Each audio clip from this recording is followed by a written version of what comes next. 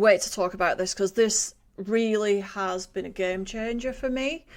And it's just changed everything about my business. Let's get started. Okay, so let's look at what an ideal client is, or an ideal community. Basically, an ideal client is somebody that you are picturing that you're going to help. Or do you know what? I'm even widening my scope now to think about ideal community, because there might not just be one person within that set that you can target. There might be lots of different versions of that person.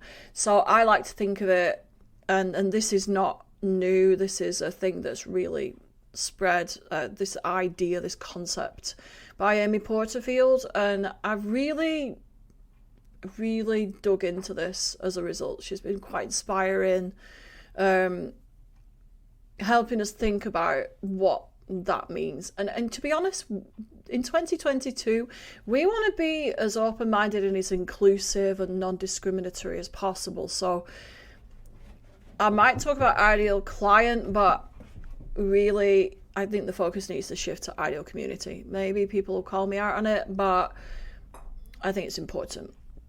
Anyway, that said, let's move on to think about the next thing. Now, the question might pop up into your head, especially if you're beginning out in your business, or maybe you're a beginner copywriter. Why can't you help everyone, Helen? I really feel that I could add a lot of value to a lot of different people's lives, and that's absolutely fine. That's great. It's a great sentiment. But really, think about it. Online is absolutely stuffed with information. It is bombarding us all the time. You have to stand out. And one of the ways you can stand out is to really think about who you're going to help. Because that message will be indelible to somebody. It will be powerful. If you try to help everybody, they say you can't, you're not going to help anyone. I want to just really dig into that, really explain that. If you're just doing really quite broad messaging, quite a few of those people that you want to attract, the different people, are going to see it, but then it might not quite resonate with their story. So they'd be like, oh, do you know what? I know that I need a copywriter, but I'm not sure about them, and I don't want to spend all that money if I'm not sure that I'm not quite sure they can help me. So you're actually turning people away without even realizing. Right, so it really, really helps then for my next point if you just really define exactly what you do in your business. Whether you be a copywriter, whether you are a designer, just hammer down exactly what you do. So is it that you provide launch copy for entrepreneurs? Is it that you love to audit websites, and there's nothing better than rewriting, rephrasing those pages for people to really make them sound like the person who owns it? Maybe that's you. Maybe you love designing, maybe you're a designer and you love designing websites for software as a service company, maybe SaaS companies. It's all down to you. So I know that's really hard sometimes when you're starting out to figure out exactly what you do. But if you're struggling with that, I would go with what you've really, really enjoyed doing. What's really lit you up? That's really not grammatical, but what has really, really helped you to understand, be excited about what have you worked on for hours and you've not realised the time going by? That's another one where, I personally, I love email funnels, and I could be there for hours, and my husband literally has to drag me away. So this is where I'm focusing my attention right now. That service is at the top of my service page. Anyway, let's move on because I'm starting to mumble on. So when we're looking at trying to figure out our ideal client. Do you know what I do? I actually draw a picture of a stick person. We're looking at community. I have drawn a picture, just like 2 or 3 stick people on my paper, and I get my A4 paper and then I write random notes, and then I'll stick it up on the wall, and if it's sitting right with me, I will go with that. But I have written notes over time, extra notes over time about these people. I've got some questions that you can ask yourself when you're doing this. Now, you might not be artistic or like images. I love images. Images really help me to visualize what I'm doing. So, but you might be a note taker. You might love a good old Word document. That's up to you. Do it the way that you love to learn, you love to visualize. So the first question number 1, what does their life look like before they work with you? So I'll give you an example of a couple of clients I've worked with over the past few months. Like, say, for example, this person is so busy in their business, they are making a lot of money but want to make more. They just don't have the time to sit and write an email funnel, but they really, really want to develop their income streams. They really want to make 20% more income from really doing not much more. So that was one client I had. So I would write down on my ideal community, maybe they want more money from doing less. So I could help them with that email funnel. Maybe help them with creating an evergreen webinar to lead to a course they've got. So what does that, so just to repeat that, and maybe you've got a pen and paper ready, just write this down. What does their life look like before they work with you? Now, if you can hear in the background, I've got Sasha, my rescue dog, and she's having a play right now. Sasha, thank you. Good girl. She's got the squirrel toy. And she's throwing it around, and then she's kind of like putting it in this box, trying to get other things out of the box. Then cheeky girl. Right, I think we sorted it. Okay, right. So then the next question is, what are their external pain points? So this is anything external factors that affect them on a day-to-day basis with business. Is it that they are struggling with, like slow operations? Is it that they're actually delivering their courses, live to people? They just don't have time to meet up. Is it that, looking at their business, they really need to get some help because they're on their own? Just really dig into what their issues are. But that's issues affecting them. That's not inside their head. That is the outer world that they perceive. Okay? Maybe they're employing somebody, but they're far too expensive, and they want to change that. They've got a big team around them, but it's still chaos. Just have a think how they might be operating right now in their business. And then, what are their internal challenges? This is how they feel in their head.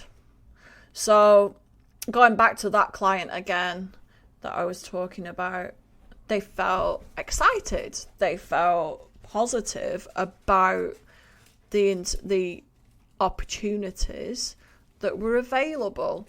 But on the other side, they were very nervous about making that investment. So what my role was, I had to reassure them that that money spent was good money spent. Are they juggling with money worries? Are they okay with money, but they just need to get past that money block that actually, do you know what, if I employ this copywriter, I can actually make 20% more or 30% more revenue every year. It's all about, internal challenges are all about what's going on inside their head, what you think what's going on inside their head. Now, that could be from your experience, or maybe you need to get out and actually talk to some of these people, but I'll touch on that after, because that is one of my roles as conversion copywriter. Right, okay, so the next question, after you've looked at their external pain points and their internal challenges, what are they looking for when they first find you? Now, this is a really great one to put into your discovery calls from now on. That will inform you going forward. But if you think about your touch points with clients, what were they actually looking for when they first found you? Do they actually understand what copywriting is, or design, or development? How aware are they of their problem? So that's the next question. So what are they looking for? Write this down. What are they looking for when they first find you? And then how aware are they of their problem? So this takes conversations, ideally. I've been fascinated recently with clients because I had another client, and it turned out, she said she needed a copywriter, but it turned out that what she actually needed was a launch coach, because she was pretty good. She was pretty good at copy.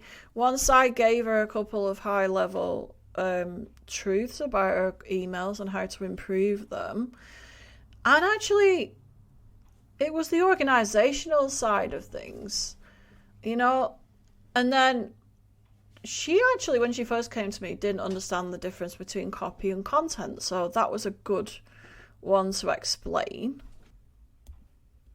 Have people misunderstood you before? So what are they looking for when they first find you?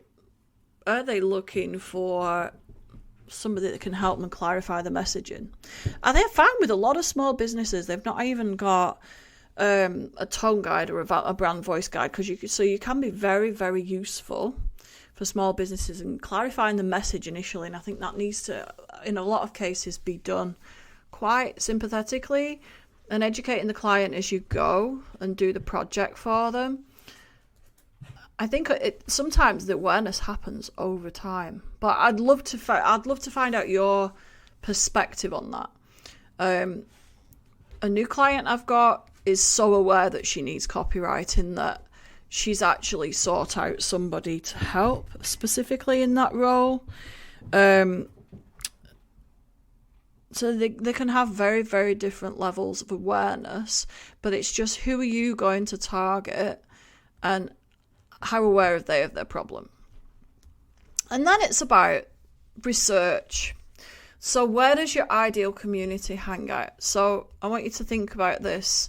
Maybe research on social. That is something you can do without actually talking to the audience. You can actually look and say, well, do they actually talk a lot on LinkedIn, or is it Facebook they seem to be using?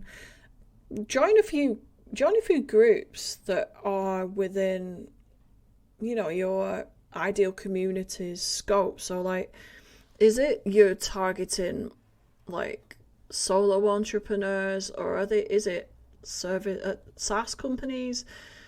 Where do they hang out normally? Just have a check of them out and have a look at what they are asking continually. I would note down the questions they're asking,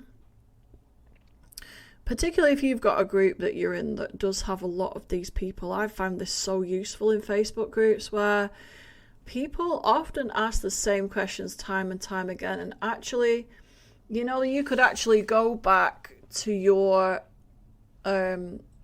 what exactly do you do?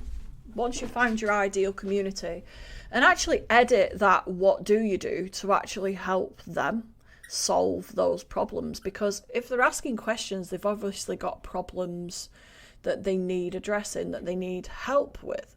So it can actually enhance your services and really clear that up. Don't think about research as a linear process. So all those questions I've given you, don't think of it as, right, okay, once I've done one section, I'm done, I've moved on. it might be that something from one of the other questions throws up an idea that you never even thought of, and then it makes you readdress one of the other questions.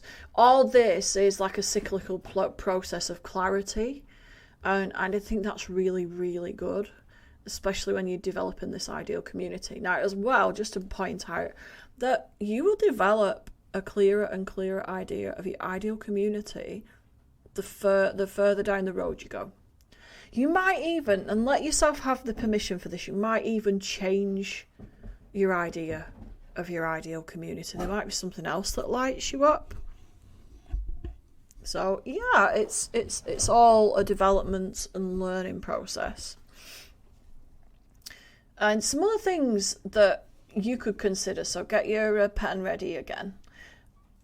These are 7 things that I use as well, 7 sentences that help me as well as those questions. So look at who you've helped in the past, okay? That could really help you think, is there anybody in there in my ideal community? Or look at who you've enjoyed helping, so that's number 2. Look at who you've enjoyed helping. Number 3, consider their current habits. What do they like to do in the spare time, maybe? How do they like to work? You know, what commitments have they got? Where do they like to go on holiday even? Number 4, from looking at your ideal community, what do you think they need? So number 4 is, what do they need? Number 5, what do they dream of? You know, what goals do they have? And that might be personal, it might be business. And number 6, what holds them back? That's a major one. You might be able to help them with what's holding them back, especially within copy terms. Number 7, what do they know about you and your services already? Those points can also form a great interview outline.